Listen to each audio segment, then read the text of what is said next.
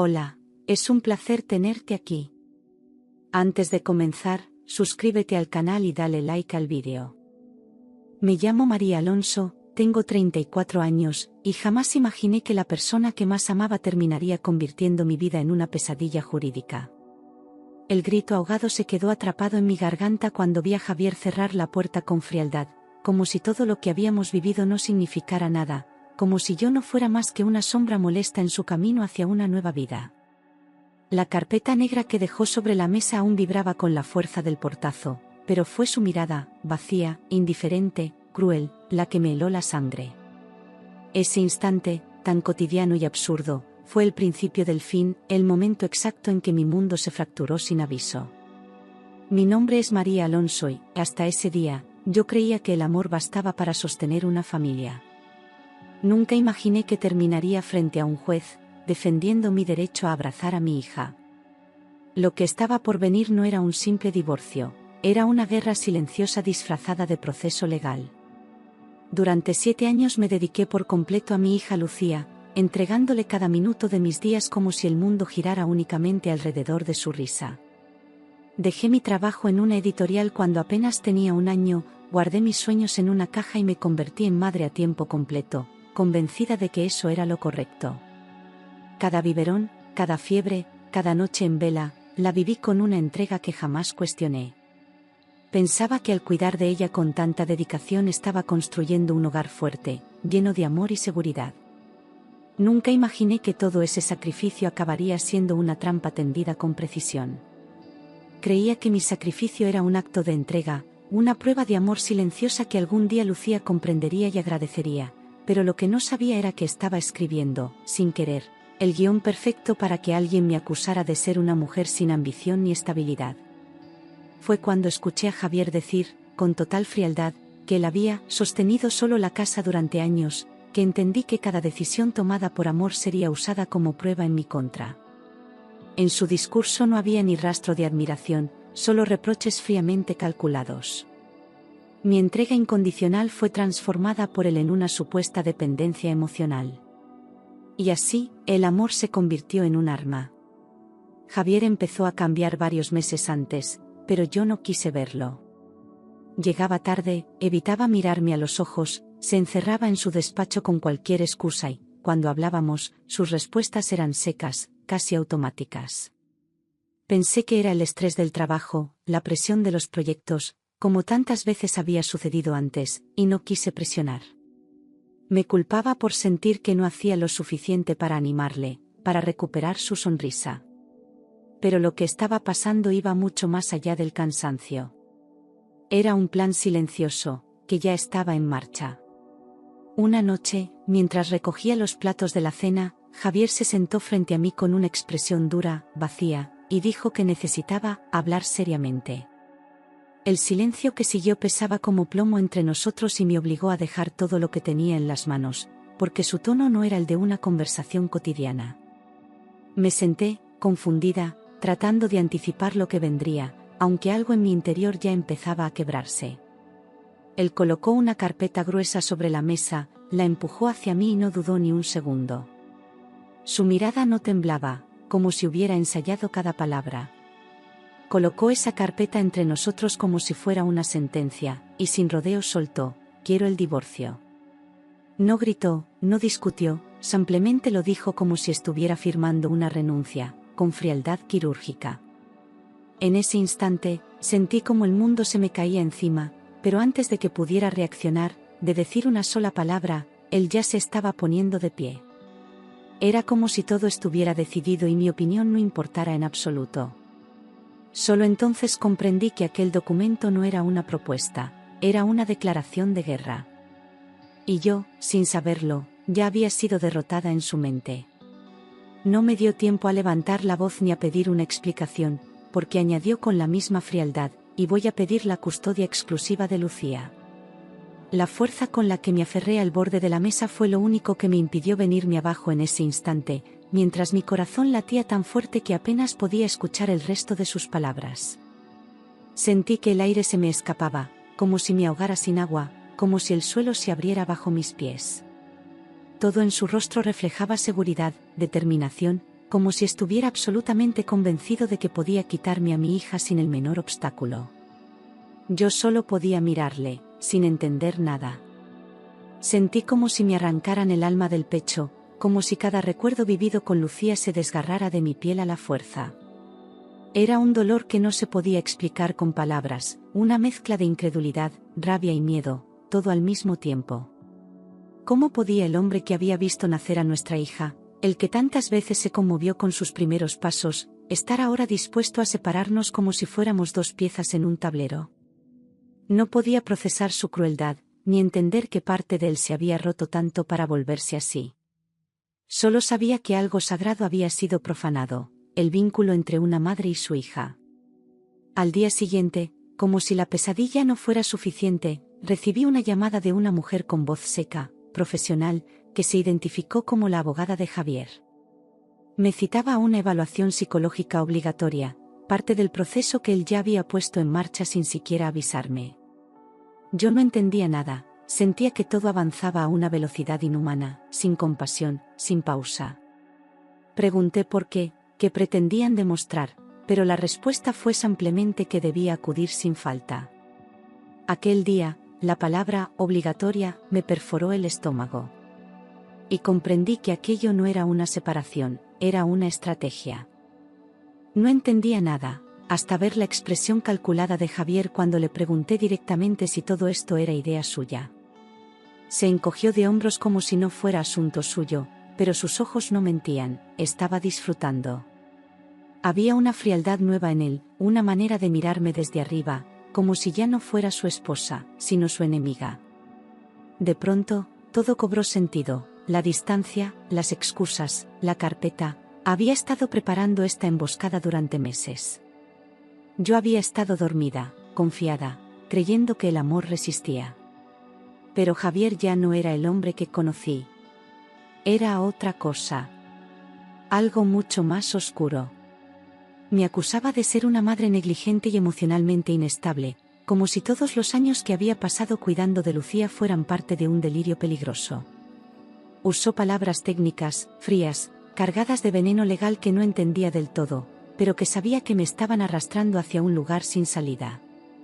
Lo dijo con naturalidad, con esa seguridad que solo tiene quien ya ha manipulado la verdad hasta convertirla en un arma. Me miraba desde la otra punta de la sala, sin una pizca de remordimiento, mientras yo temblaba intentando mantenerme en pie. Nunca imaginé que me vería obligada a defender mi derecho más básico, el de ser madre. Las palabras me golpearon como una bofetada que me dejó sin aire, y aún recuerdo cómo todo a mi alrededor pareció desdibujarse, como si mi cerebro se negara a aceptar lo que estaba escuchando. Cada acusación era más absurda que la anterior, pero eso no importaba, porque él ya había puesto en duda mi cordura ante los ojos de la justicia. Sentí vergüenza, rabia, y una impotencia tan profunda que apenas podía sostener la mirada frente a la abogada que lo acompañaba. Me estaban despojando de mi reputación como madre, y yo no tenía cómo probar que todo aquello era mentira. Era como gritar en una habitación cerrada. Había preparado fotos manipuladas mostrando a Lucía sola, supuestamente descuidada, como si yo la dejara sin atención o rodeada de desorden. Eran imágenes tomadas desde ángulos específicos, algunas en días puntuales donde la casa estaba revuelta por juegos o alguna enfermedad, pero presentadas como si fueran pruebas constantes de abandono. Las usó como evidencia para reforzar la narrativa de que yo no estaba en condiciones de criarla. Incluso mostraron una foto de Lucía dormida en el sofá con restos de comida en la mesa, como si eso demostrara negligencia. Lo que era un día cualquiera para cualquier madre, él lo convirtió en prueba criminal. También presentó mensajes falsificados que yo nunca envié, textos agresivos, amenazantes, que supuestamente le escribí en medio de episodios de inestabilidad emocional. Me acusó de insultarle, de decirle que usaría a nuestra hija en su contra, de amenazar con desaparecer con ella. Le dije al juez que jamás había escrito nada de eso, pero me miraron con duda, como si ya estuviera marcada por la sospecha. No sabía de qué forma había fabricado esos mensajes, pero estaban impresos, ordenados y sellados como pruebas oficiales. Me estaban construyendo una historia, letra por letra, y yo no tenía forma de borrarla. Para rematar, presentó un informe psicológico elaborado por una profesional que nunca me evaluó en persona, y que sin embargo firmaba un diagnóstico demoledor: inestabilidad emocional crónica, tendencia al aislamiento, y posible depresión postparto no tratada. Aquel documento, lleno de palabras técnicas, fue leído en voz alta ante el tribunal como si fuera un retrato exacto de mi alma. Nadie preguntó si yo había sido entrevistada, nadie cuestionó su procedencia. El abogado de Javier se limitó a decir que era un peritaje autorizado, y eso bastó para sembrar la duda definitiva. Sentí que me estaban deshumanizando, reduciéndome a un conjunto de síntomas inventados. Su hermana, Verónica Martín, declaró contra mí, sentada en la misma sala donde años antes le había confiado los secretos más íntimos de mi maternidad. Dijo con voz serena y convincente que yo era agresiva, impredecible, que había visto a Lucía asustada más de una vez por mis crisis repentinas. Incluso afirmó que me oyó gritarle a mi hija, que notó signos de manipulación emocional por mi parte. Todo mentira, todo cuidadosamente orquestado. Pero su tono seguro, su apariencia impecable y su apellido igual al de Javier le dieron credibilidad ante la jueza. En ese momento entendí que estaba sola en un campo minado. Era mentira, pero nadie parecía dudar de ellos, ni cuestionar por qué esa mujer, que jamás se interesó por Lucía mientras vivíamos juntos, ahora aparecía como la salvadora de la infancia de mi hija. El fiscal asentía, los asistentes tomaban nota, y yo apenas podía articular palabras sin que mi voz temblara. Cada testimonio de esa audiencia era un clavo más en el ataúd de mi credibilidad. No importaban mis años de dedicación, mis noches en vela, mi renuncia a todo por ser madre. En ese espacio frío de justicia, yo no era una madre, era una acusada. Nunca me había sentido tan humillada en mi vida, ni siquiera cuando pasamos por momentos económicos duros o cuando, embarazada, Javier me gritó por primera vez. Aquella sala, con sus muros grises y miradas indiferentes, me convirtió en una sombra de mí misma. Cada palabra que intentaba defenderme parecía ser usada en mi contra, como si ya no tuviera derecho ni a la dignidad. Me vi reflejada en un espejo roto, donde no reconocía ni mi rostro ni mi voz. Me pregunté si sobreviviría a todo aquello con algo de mí intacto. Pero aún no había tocado fondo. Yo no tenía pruebas, solo la verdad. Y la verdad, por más limpia que sea, no brilla cuando está rodeada de mentiras bien maquilladas. Mi abogado me explicaba que, sin evidencias, los jueces se aferraban a los informes y testimonios más sólidos, aunque fueran falsos. Sentí una desesperación profunda, como si me hubieran arrancado la capacidad de defenderme. Todo lo que tenía eran recuerdos, amor y una hija que era mi vida. Pero eso, en los papeles fríos del tribunal, no parecía valer nada. El juez determinó visitas supervisadas mientras el proceso seguía, como si yo fuera una amenaza latente para mi propia hija, como si necesitaran vigilarme por precaución. Me asignaron días fijos y un lugar neutral, frío, con paredes blancas y cámaras en las esquinas, donde cada gesto era observado, anotado, juzgado. Era un ambiente que no entendía de amor ni de vínculos, solo de protocolos. Acepté todo porque no podía renunciar a verla, aunque fuera bajo condiciones humillantes. Lucía no comprendía nada, pero sus abrazos seguían siendo mi único refugio. Ver a mi hija bajo la mirada de una trabajadora social fue una tortura emocional que no deseo ni a mi peor enemiga. Cada vez que intentaba reír con ella, esa mujer tomaba notas, si lloraba, anotaba más, si callaba, también. Me sentía como un animal en observación, como si cualquier emoción espontánea pudiera ser interpretada como signo de desequilibrio. Lucía me preguntaba por qué esa señora nos acompañaba, y yo me quedaba sin palabras. Tenía que inventar respuestas, protegerla, mientras por dentro me desgarraba.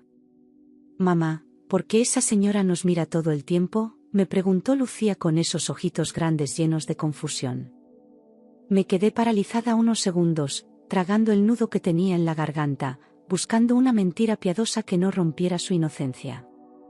Le dije que era parte del juego del lugar, que estaba allí para ver lo bien que nos llevábamos. Ella sonrió, confiando en mi palabra, sin saber que detrás de aquella sonrisa había una batalla que yo ya estaba perdiendo. Me dolía mentirle, pero más me dolía la verdad. Tuve que sonreír, aunque por dentro me estuviera rompiendo, porque ella merecía alegría aunque yo solo tuviera ruinas. Me esforzaba porque cada minuto con ella fuera dulce, cálido, una burbuja donde no entraran ni jueces ni informes.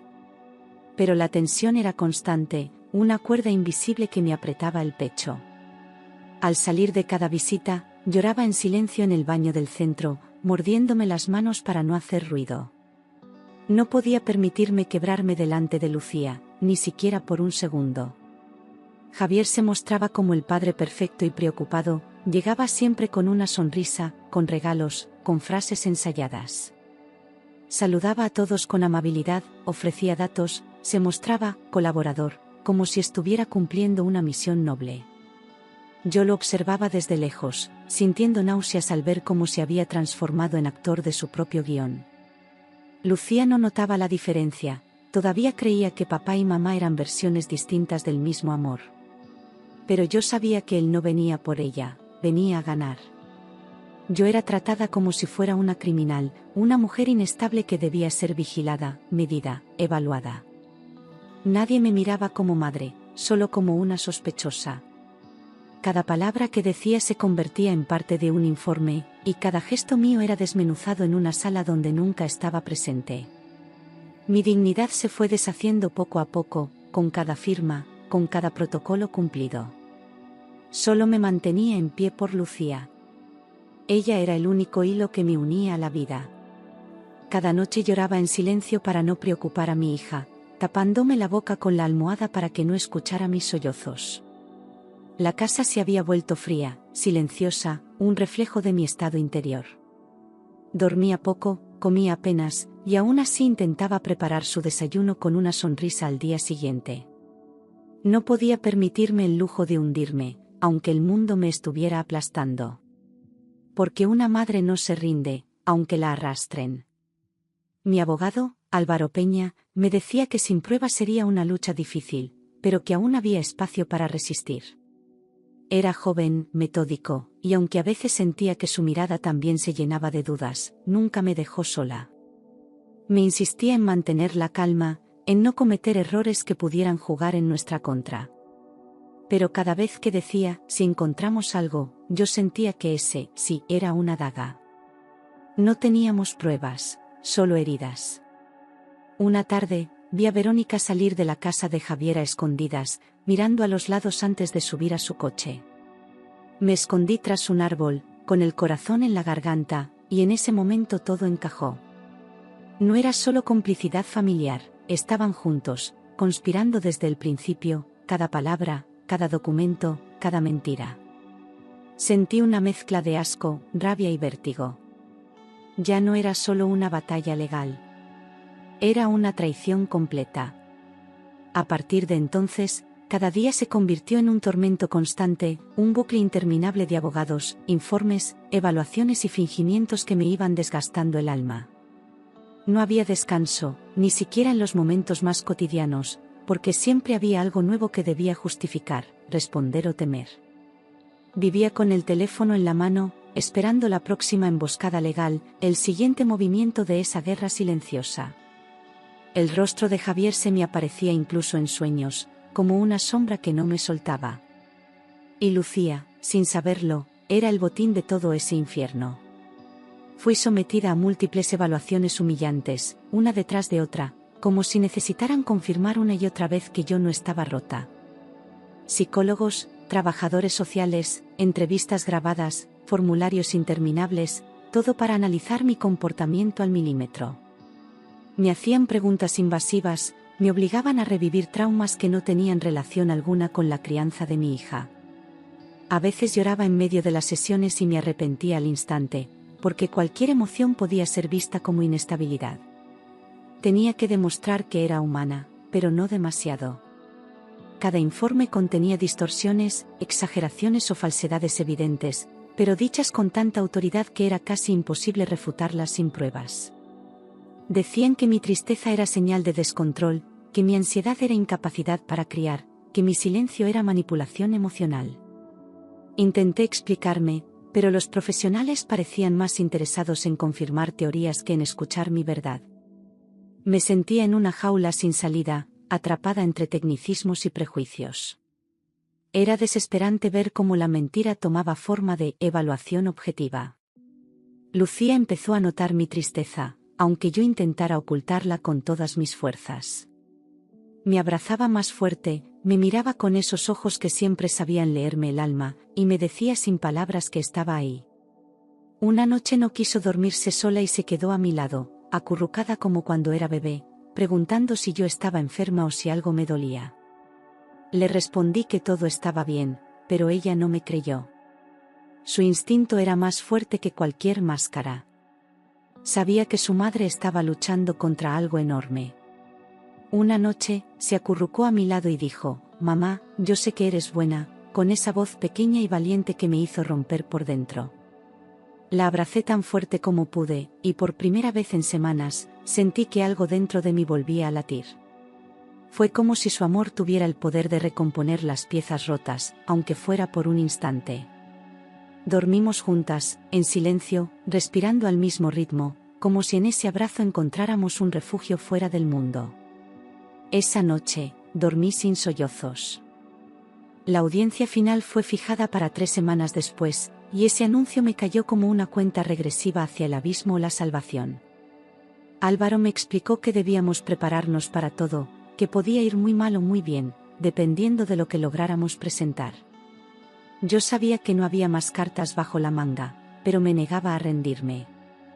Esas 3 semanas fueron una mezcla insoportable de miedo, rabia y una esperanza que se apagaba y encendía cada día. Contaba las horas abrazada a Lucía por las noches, como si ese calor pudiera protegernos. Fueron 21 días de agonía, miedo e incertidumbre, donde cada mañana era una batalla para salir de la cama y cada noche una lucha para no rendirme. Llevaba el alma desgarrada, pero seguía fingiendo calma por mi hija, preparando su uniforme, ayudándola con los deberes, dándole besos en la frente. Vivíamos en una rutina que tenía aroma de despedida, como si en el fondo temiera perderla de forma definitiva. Todo parecía avanzar hacia un final inevitable. Pero aún no sabía que Lucía llevaba su propia verdad en silencio. El día del juicio, Javier llegó con una seguridad arrogante, como si ya supiera el resultado de antemano.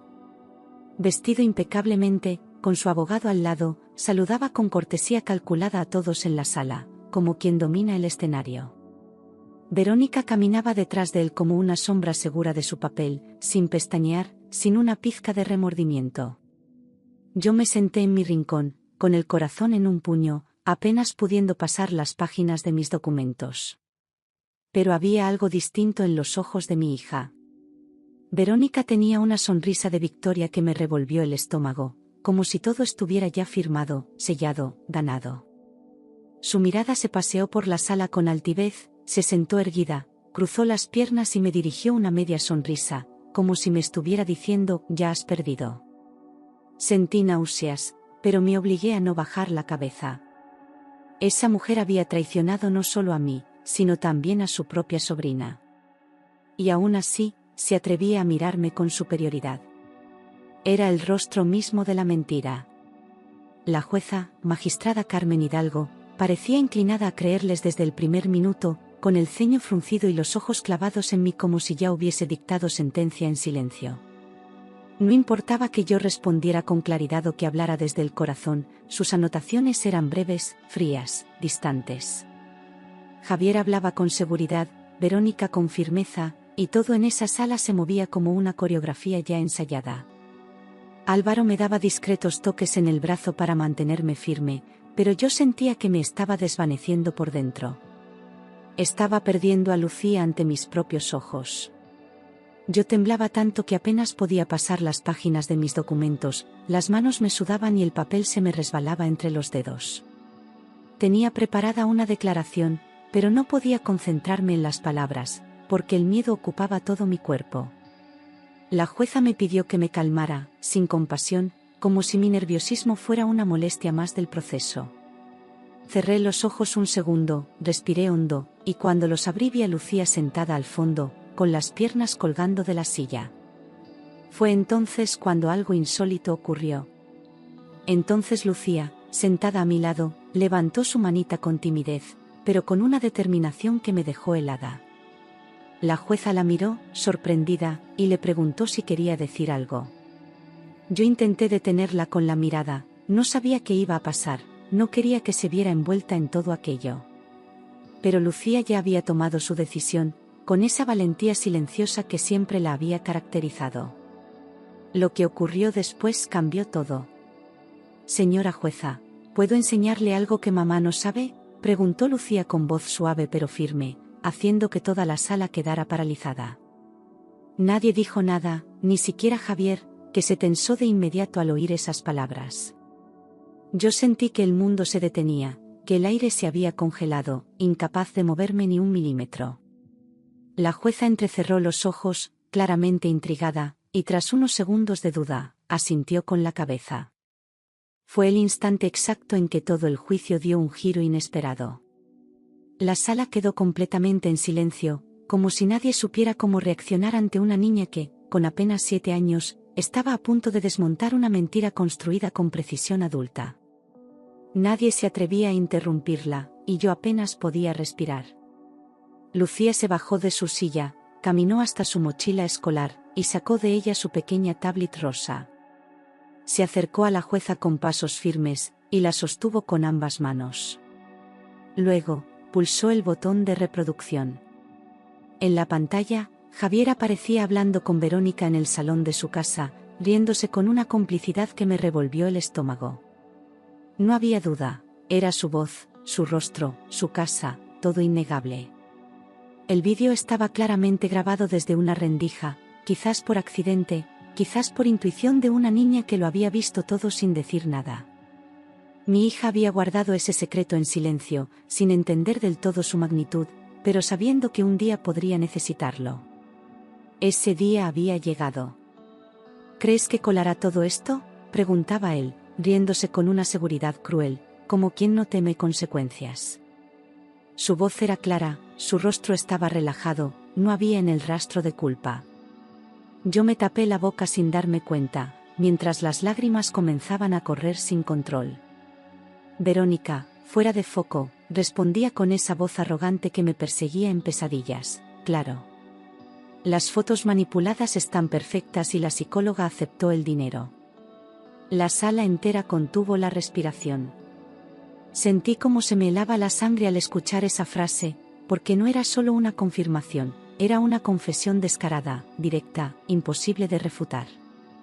Me giré hacia Javier y su rostro había perdido toda expresión, como si no supiera en qué mundo estaba. Verónica bajó la mirada por primera vez, sin saber qué hacer, con las mejillas encendidas. Lucía seguía de pie, sin soltar la tablet, como si supiera que acababa de romper algo muy grande. La jueza no decía nada, pero su mirada ya no era la misma. En el vídeo detallaban todo el plan: pruebas falsas, informe comprado, manipulación de imágenes, pagos a terceros. Cada palabra que salía de esa grabación era un puñal para ellos y un bálsamo para mí. El peso de la injusticia que había llevado durante meses comenzaba a quebrarse con cada segundo de reproducción. Ya no era mi palabra contra la de ellos. Era su propia voz la que los condenaba. Y todo gracias a una niña que había sabido guardar el momento justo. Que aprenda por haberlo dejado todo por la niña, es su castigo, dijo Verónica con desprecio, como si criar a mi hija hubiera sido un error imperdonable. Aquellas palabras, cargadas de crueldad y resentimiento, retumbaron en la sala como un eco insoportable. La jueza frunció el ceño con fuerza, su rostro endurecido por la incredulidad, como si acabara de ver el rostro verdadero de la mentira. Yo no podía dejar de mirar a Lucía, que seguía allí de pie, pequeña pero inmensa, con una serenidad que me partía el alma. Todo lo que había callado, lo había guardado para este momento. La jueza abrió los ojos, completamente impactada, y su reacción fue inmediata. Ordenó detener el vídeo de inmediato, con un golpe seco del mazo. Se giró hacia el secretario del tribunal y le indicó que se archivara la grabación como prueba principal, con prioridad absoluta. Luego alzó la voz con una firmeza que no le había escuchado antes, exigiendo silencio en toda la sala. Nadie se atrevía a moverse, ni siquiera Javier, que parecía una estatua de hielo. La autoridad de la jueza se sentía en el aire, como un cambio repentino de clima. Exigió silencio absoluto en la sala, y esa orden resonó con una gravedad que hizo temblar a todos. La tensión era tan espesa que se podía cortar con un cuchillo. Me giré lentamente y vi cómo el abogado de Javier tragaba saliva con dificultad, revisando papeles como si buscara una salida que ya no existía. Verónica apretaba los labios, completamente rígida, como si el aire hubiese desaparecido. Por primera vez, yo no era la que temblaba. Ellos habían perdido el control. Acto seguido, ordenó una investigación urgente e independiente, fuera del entorno de peritos contratados por las partes. Quería verificar la autenticidad del vídeo, rastrear a la psicóloga mencionada y cruzar todas las pruebas presentadas hasta ese momento. Su voz no admitía dudas ni demoras, había sido engañada, y no iba a permitir que la justicia sirviera de instrumento para un abuso semejante. Lucía volvió a sentarse a mi lado, tomándome la mano en silencio. Yo no podía dejar de mirarla, como si acabara de ver nacer a una heroína. El abogado de Javier empezó a sudar frío, consciente de que estaba atrapado en una red de su propia construcción. Intentó intervenir, balbuceando que el vídeo podía estar manipulado, que debía ser analizado con cuidado, pero su voz ya no tenía peso. La jueza lo interrumpió con dureza, recordándole que estaba bajo juramento y que cualquier intento de desviar la atención sería considerado obstrucción. Álvaro, por primera vez en todo el proceso, sonrió levemente. Yo sentí que el aire volvía poco a poco a mis pulmones. Javier intentó justificarse, pero la jueza le ordenó callar con una autoridad implacable que lo dejó sin reacción. Le dijo que ya no era el momento de explicaciones, sino de responder ante los hechos, y que su conducta durante el proceso sería evaluada con lupa. Vi cómo su fachada se resquebrajaba, cómo esa seguridad arrogante se transformaba en un pánico silencioso. Ya no era el hombre que controlaba todo desde las sombras. Ahora era solo un padre acusado de manipular a la justicia para castigar a la madre de su hija. Días después, toda la farsa quedó al descubierto. El informe psicológico fue declarado inválido, la supuesta profesional no estaba registrada como perito oficial y había recibido una transferencia directa de una cuenta vinculada a Javier. Las fotos resultaron ser manipulaciones digitales hechas con aplicaciones de edición, y los mensajes falsificados provenían de un número no registrado en mi nombre. Todo el entramado, detallado en el vídeo de Lucía, fue confirmado punto por punto. Por fin, la verdad brillaba con luz propia. Las pruebas falsas fueron demostradas, el informe comprado confirmado, y la integridad del juicio restaurada con una contundencia que nadie podía ignorar. Verónica fue llamada a declarar de nuevo, esta vez como investigada, y su tono cambió por completo, ya no había arrogancia, solo miedo. Javier se enfrentaba a posibles cargos por fraude procesal, y su reputación, cuidadosamente construida, se derrumbaba en público. Yo, en cambio, recuperaba algo que me habían arrebatado durante meses, mi voz. Y con ella, mi dignidad. La verdad, finalmente, venció al peso de las mentiras, y la jueza dictó sentencia con una claridad que me hizo temblar, pero esta vez de alivio. Reconoció la manipulación sistemática, anuló las restricciones impuestas sobre mí y me devolvió la custodia integral de Lucía sin condiciones. Su voz, firme y directa, cerró un capítulo de horror con una sola frase: esta madre fue víctima de una estrategia cruel e injusta. La justicia ha hablado. Y en ese instante, sentí que el alma regresaba a mi cuerpo. La custodia integral de Lucía pasó a ser mía, y cuando escuché esas palabras sentí que por fin el mundo dejaba de aplastarme. No fue una victoria ruidosa ni celebrada con gritos, fue una liberación silenciosa, profunda, como si me arrancaran una cadena del alma. Lucía me miró desde su silla y sonrió con esa inocencia que lo había sostenido todo sin saberlo. Yo solo pude asentir, con lágrimas que no necesitaban permiso para salir. Aquello no era solo justicia, era la reparación de un lazo que jamás debió romperse. Javier perdió el derecho de visita hasta nueva orden, y esa decisión fue tan necesaria como dolorosa. No por él, sino por lo que Lucía tendría que procesar con el tiempo, cuando entendiera quién había intentado separar a su madre de ella. El tribunal exigió que se sometiera a evaluación psiquiátrica antes de cualquier intento de apelación. Nadie lo consoló al salir, nadie lo esperó, nadie lo defendió. Había cruzado una línea que ni el mejor abogado podía justificar.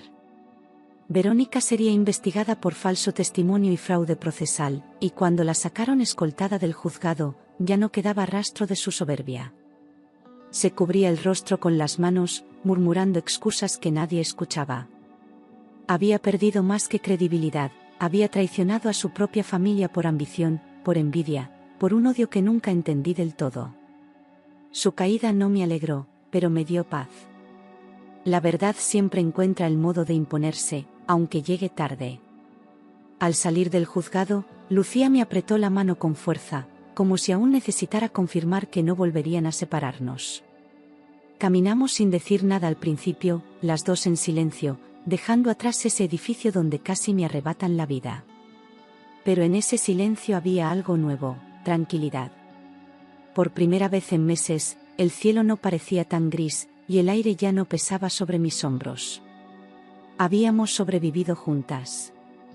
Te dije que iba a ayudarte, mamá, murmuró con orgullo mientras subíamos al coche, y yo sentí que mi corazón se rompía de amor. Acaricié su cabello en silencio, preguntándome cuántas cosas había comprendido sola, cuánto había soportado sin entender del todo. Lucía no solo había sido valiente, había sido el ángel guardián de esta historia. Yo había intentado protegerla de todo, sin saber que ella también me estaba protegiendo a mí. Esa niña me había salvado. Mis lágrimas cayeron, pero esta vez eran lágrimas de libertad, de alivio, de una emoción tan pura que dolía. No había odio en mí, ni deseo de venganza, solo una gratitud profunda por haber llegado viva al otro lado. Pensé en todas las madres que son silenciadas, desacreditadas, despojadas, y deseé con toda mi alma que también encontraran su justicia. Porque la maternidad no es perfecta, pero nunca debería ser criminalizada. Y mi hija era la prueba viva de que el amor verdadero resiste todo. Reemprendimos nuestra vida juntas, con pasos pequeños pero firmes, reconstruyendo desde lo simple, desayunos compartidos, cuentos antes de dormir, risas sin miedo. Me costaba relajarme al principio, como si algo malo pudiera volver en cualquier momento, pero cada gesto de Lucía era un bálsamo. Ella volvía a ser niña, y yo volvía a ser madre, sin supervisiones, sin informes, sin relojes que marcaran el fin de cada encuentro. Estábamos, por fin, en paz. Y hoy sé que la verdadera heroína de nuestra historia fue mi hija, mi pequeña Lucía, que salvó todo con un solo vídeo, sin saber el poder que llevaba en las manos. Su inocencia fue más fuerte que la estrategia más perversa, su amor más firme que cualquier tribunal. Yo solo sobreviví porque ella me sostuvo en los días más oscuros. Ella creyó en mí cuando nadie más lo hacía. Y por eso, esta historia no es una tragedia, es una victoria escrita desde el corazón. Con el tiempo, aprendí a no mirar atrás con rabia, sino con la certeza de que cada herida dejó una lección y cada golpe me hizo más fuerte. La justicia no me devolvió el pasado, pero me permitió escribir un futuro diferente, uno donde Lucía pudiera crecer sin miedo y yo pudiera mirarme al espejo sin culpa. Recuperar mi vida no fue fácil, pero lo hice paso a paso, sin prisa, sin pausa. Hoy valoro hasta el silencio, porque ya no tiene amenazas escondidas. Solo paz. Lucía a veces pregunta si su padre nos quiso alguna vez, y yo, sin mentirle ni cargar su corazón, le digo que hay personas que aman mal, y que eso también duele. Ella asiente con sabiduría precoz y vuelve a sus dibujos, a sus mundos llenos de color, donde ninguna jueza vigila y ningún informe separa. Le he prometido que la verdad siempre será su escudo, que su voz siempre tendrá valor. Porque su valentía me salvó. Y mi deber es recordárselo cada día. Volver al trabajo, a mis proyectos, a mí misma, fue como reaprender a respirar. La mujer que soy ahora no es la misma que se perdió entre informes falsos y acusaciones injustas. Soy más firme, más libre, menos ingenua. Ya no entrego mi confianza sin ver quién la sostiene. Pero tampoco he cerrado mi corazón. Porque si algo me enseñó todo esto, es que incluso en el dolor más profundo, puede nacer algo hermoso.